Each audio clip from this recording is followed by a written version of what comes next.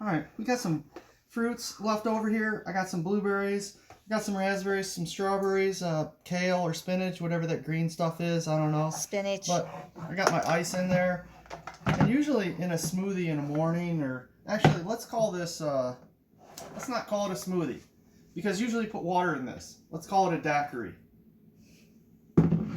Because it needs a little liquid, and, well, rum goes with strawberries, I know that. You looking at me to... I'm not going to tell you when to stop. That's where I'm stopping. Okay. All right. See how this smooth daiquiri goes. All right. All right, I'll blend it up. That actually looks pretty good right there. So we're going to see...